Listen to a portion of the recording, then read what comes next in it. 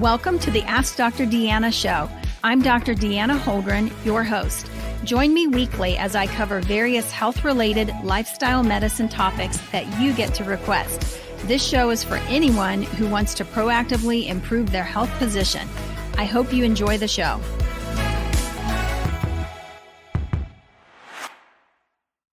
Hey, everybody. I'm glad you're here today to learn a little bit about reversing inflammation. And before we get started, I just want to remind you that before starting any program, you should always check with your doctor. I am a doctor, but I'm not always your doctor. So you want to check with your doctor about starting any new program. So today we're going to talk about reversing inflammation. And this is a topic, of course, that is near and dear to my heart because it really is the topic that got me involved in functional medicine that really caused me to step outside of what I call the traditional medical box to look for other answers to reverse the issues that I was having. And so some of you have heard my story before, but basically in a nutshell, I was struggling with an inflammatory, autoimmune, hereditary type of arthritis. And I'm that person that I can remember early on in medical school thinking that, you just have these genes. It's sort of like a hand of cards. This is the hand that you've been dealt. And, so you're probably going to get this disease or, maybe not, but most likely you will because it's genetic. Well, that's not true. Through nutrigenomics, which is another topic that we'll unpack at another episode, but through nutrigenomics, we know that you can basically have the ability to sort of like a light switch, flip that switch and turn that gene on or bathe your genes in the right environment, okay, which is usually the right food, the right ingredients, and in a sense, turn that gene off. So that was fascinating to me. And again, we will cover that in detail on one show in the future, but that was really the issue for me. I had been diagnosed with psoriatic arthritis. Psoriasis is an autoimmune hereditary issue that's a skin issue that a lot of people have. And about 10 to 20% of the people who have that will go on to develop an arthritis form. And so at a very early age, I had this type of arthritis and I was just desperate to find something that would work for me. What I later realized, okay, after going through everything and learning, I'm the person who always wants to understand the why behind something. And so I was able to reverse the arthritis, but what I found was that I basically had caused it in a sense. And what caused it was that during the 90s, I ate a low-fat cardiac diet. And I'm kind of that all or none person. I'm going to do it all of the way or none of the way. And so all or noneers will basically eliminate all fat from their diet. And so what happened is I eliminated all the fat. And if you eliminate all the fat, what are you left with? You are left with sugar. You are left with carbs, and that is what I was eating. And so it had such an impact on me. My joints were inflamed. It was, difficult to get out of bed in the morning. And even cognitively, it had an impact on me. I later realized that, wow, that was some malnutrition. And guess what? Our brain is actually wired to use fat. Okay. It uses fat as an energy source as well as the heart and makes a huge difference. So don't ever cut all the fat out of your diet. Definitely want to follow more of a ketogenic style of diet, coupled with some intermittent fasting, which makes a difference for inflammation as well. So reversing inflammation. So first of all, what is inflammation? Let's talk about that for a minute. Inflammation is basically mediated. Okay, it's an immune response, and it's usually mediated by things like interleukins, things that basically cause what we call cytokine storm. I know that's been a buzzword out there lately, but basically you can get this inflammation in your joints. You can get inflammation along tendons as well. You can get inflammation of the fat. Believe it or not, inflammation in the fat is sort of a fibromyalgia kind of thing. People, if you know somebody with fibromyalgia, you know that they don't necessarily like to be hugged because it hurts. Okay. Their fat actually hurts, especially the fat on the back of the arms. They will be very, very tender there. And again, that is because there's inflammation in that fat, making it more painful. Inflammation in the brain, okay, neurological inflammation a lot of times is linked with dementia. Inflammation in the arteries, the coronary arteries, that is coronary artery disease. Inflammation in the lungs is basically asthma. And it goes on and on. There's so many areas of inflammation. So when I talk about reversing inflammation, many of you think I'm talking about getting rid of your joint pain, but I'm not just talking about getting rid of your joint pain. I'm talking about total body inflammation and basically what is good for the blood vessel, what is good for the joints is basically good for the rest of the body as well. So what are the causes of this inflammation? What are the things that get us into trouble in life and that kind of send us down that pathway? If you're like me, toward, a genetic issue, a genetic predisposition to arthritis. So what are the causes? The first one is the standard American diet. Again, when you look at that pyramid, I wish they would just turn that thing upside down because that standard American diet is loaded with carbs, grains. And even as a physician, the diets that we are instructed to recommend to people typically are the Mediterranean style diet or the DASH diet, which are both still very much loaded with a lot of whole grains. Those are typically your healthier carbs, but it's still too many carbs.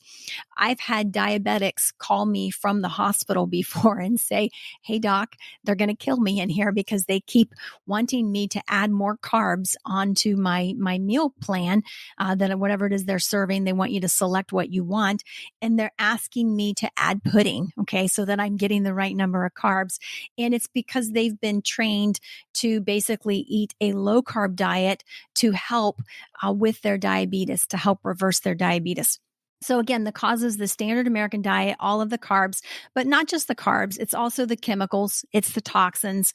It's a lot of the artificial ingredients that are in the foods. A lot of times I call the food today more Frankenfood, like Frankenstein. And the reason is that it's more of a science experiment. I always say you would never tell your kids to go out in the garage and, eat or drink whatever they could find, right? Because it's poisonous. And in a sense, a lot of the foods that we see today, sure, it's safe to consume it in that quantity, but a lot of the foods have what we call obesogens added in. Obesogens are ingredients that make you want more. You crave it. You really can't eat just one. You got to have more because it turns something on inside the brain and drives you toward it. So those chemicals are not good for us. They are not healthy at all. And so we want to move away from that, eating basically a whole food, a real food diet, a clean food diet makes a huge, huge difference for us. So reducing the sugar, okay, the sugar in the diet, the grains, the white flour, the white rice, the pasta, all of those things. Other causes of inflammation, again, I mentioned autoimmune earlier. Well, autoimmune, I feel, is really a byproduct of leaky gut. We'll talk more about that down the road, but basically leaky gut is when you've got some what we call gut dysbiosis. You've thrown off the gut bacteria, the gut flora, and you've created a leaky barrier. The lining of the gut, okay, has cells that normally are touching each other, and they create this nice barrier so that things that are inside of your gut stay in there and don't go out into the bloodstream.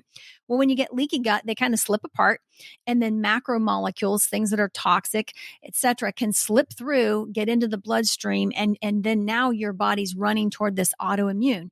Because if you've got foreign things in the bloodstream, your body, your immune system is going to scream attack, and it's going to go into attack mode, creating this whole autoimmune type of phenomenon. So when we look at those causes of inflammation, and again, that, if you said, well, what's the best thing I can do for coronary artery disease? It is truly to clean up your lifestyle, get rid of the sugar, get rid of all of the grains, eat a lower carb diet. And, if you smoke, stop smoking. If you, start exercising, basically get your health under control. And that's really what this show is all about. So how do we reverse this inflammation? What are the things that I've found to be effective here? Well, first of all, intermittent fasting is huge for reversing inflammation. And the reason it's huge for reversing inflammation is because of something called autophagy. Okay. Autophagy, it's a funny sounding word, but it's basically this process of cell cleaning. Okay. So, have you ever seen those things that go down the street that are street sweepers? It's this machine. They usually run them early in the morning. When I'm on my way to my medical practice, I'll see this street sweeper and it just cleans, cleans, cleans, cleans. Okay. That's sort of like autophagy. Okay. It's basically cleaning inside the cell. Okay. At the cellular level. And it's a built in mechanism that we have.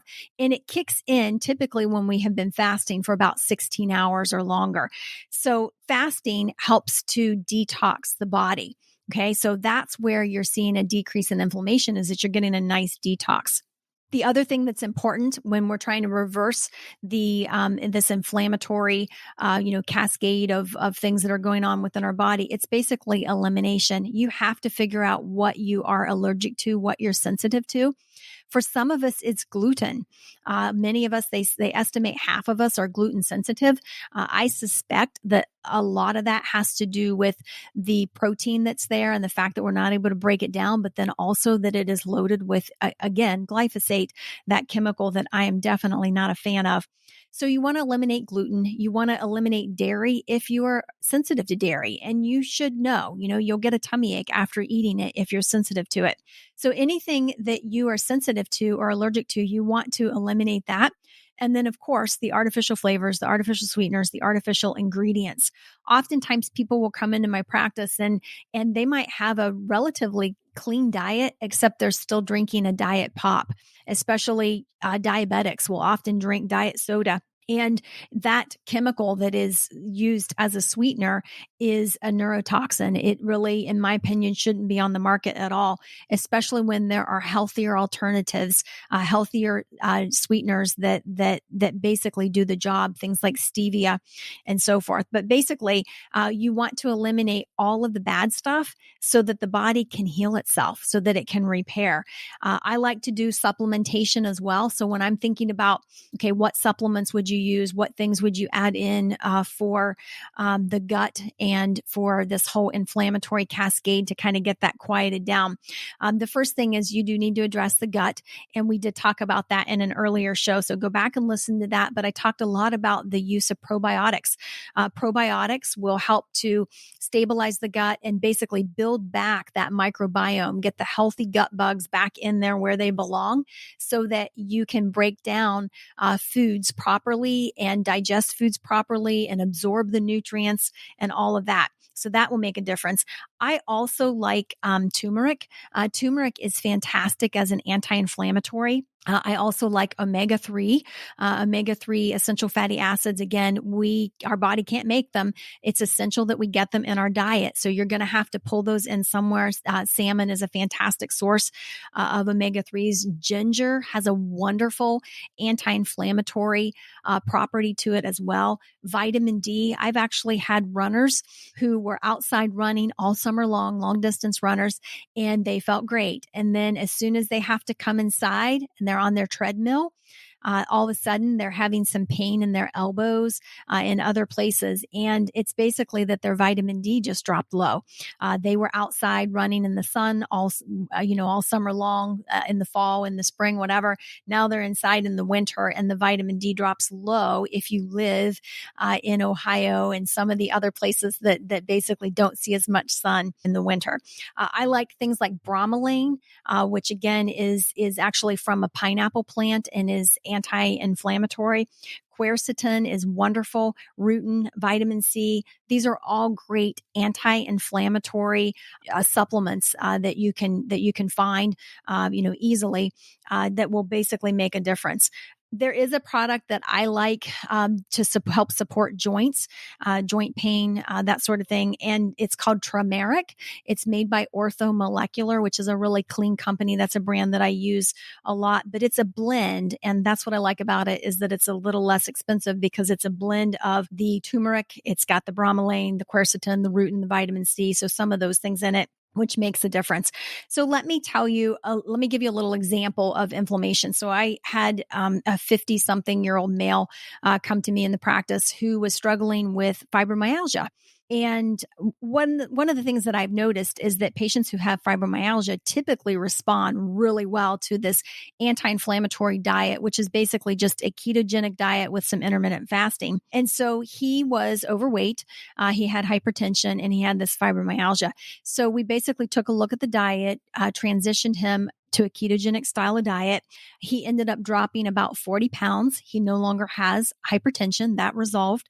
And he had a tremendous decrease in the fibromyalgia pain. So that's a win. So here's somebody who did not have to go on additional medication, pain medicine, et cetera, which is typically what would be given for this fibromyalgia. Instead, he embraced lifestyle medicine, was able to drop weight. Not only did he target that inflammation that he was having, that was really the reason he came in to see me, was to help with his fibromyalgia, but he also had the added benefit of no longer needing a blood pressure medication because of the 40 pounds that he dropped. I have story after story after story just like this. It works. It absolutely gets results. In addition to those anti-inflammatory things that I just talked about, it's really important that you exercise, that you move, that you do stretches, that you basically just keep moving. It's also important that you support your adrenal glands. And one of the best ways to support adrenals, good nutrition, proper sleep, making sure that you're getting some sunshine, and then hydrating as much as possible as well. So I hope that you've enjoyed this show, you guys. This is all about reducing or reversing inflammation. Next week, we're going to unpack hormones. We're going to talk a little bit about hormone balance and really what that looks like and what all that means today. So thanks so much for joining me. I hope you enjoyed that episode. For more information, visit me at deannaholdren.com. Find me on Facebook, Instagram, and Twitter at Dr. Deanna Holdren.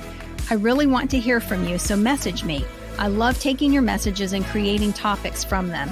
Please rate, review, subscribe, and share my show with those who have an interest in health and wellness. Thank you for tuning in, and see you next week.